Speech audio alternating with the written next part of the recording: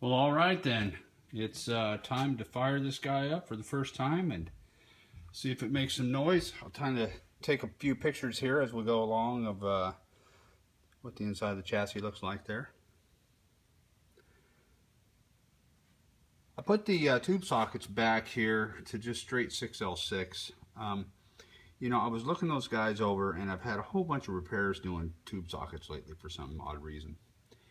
And I just started looking at them, and it was just a little questionable to me, and I thought, you know, I'm going to go ahead and swap these guys out. And so I did. When I put them back, I just put it stock Bassman.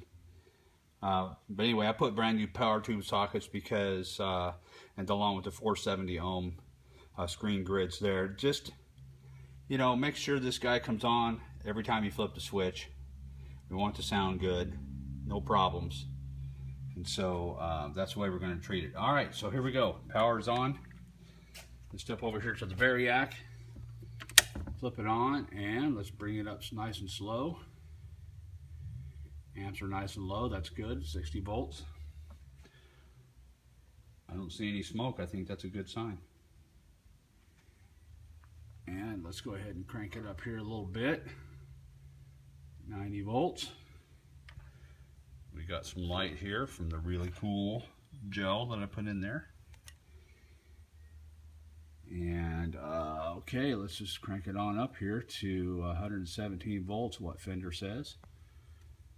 There it is. And let's grab the old meter here. Let's check some bias.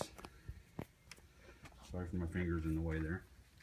All right, plate voltage. Where are we going to get that? I make this little, see how this thing's raised up a little bit?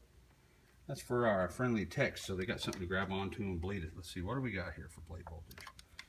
Let's set it to volts first. Okay, there we go.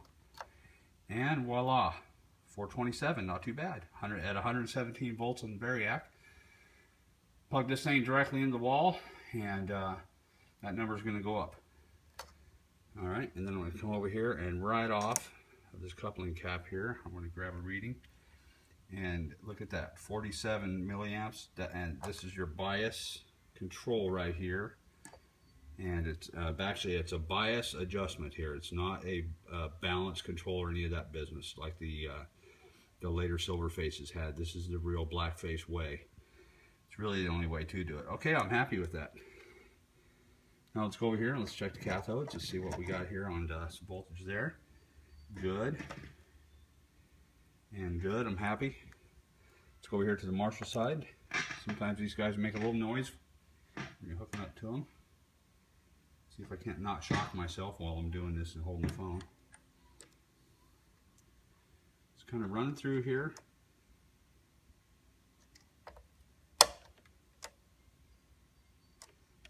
60 volts, good, and good. Okay, so I'm pretty happy with those volts. I can't believe the bias was pretty much right on the money. So I'm going to take my tone generator here, my trusty tone gen. Let's turn that down around 20, I guess. Let's see. Yeah, that's good enough. And let's see if it makes some sound. I just got plugged into a speaker here in the shop. Oh!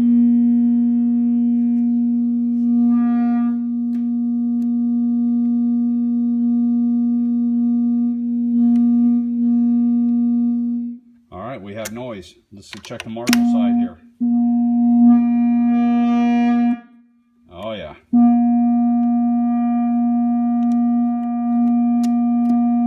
Mid boost, not deep switch, mid boost. All right, we got noise.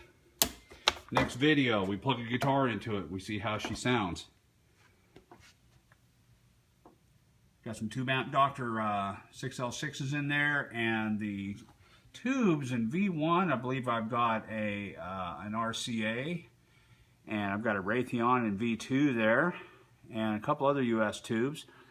Stuck a new old stock AT7 for your phase inverter. It's a 4th tube in, and I'm pretty happy. So next video I'll combine here and we will plug a guitar in and see what this old boy sounds like. Awesome, I'm happy.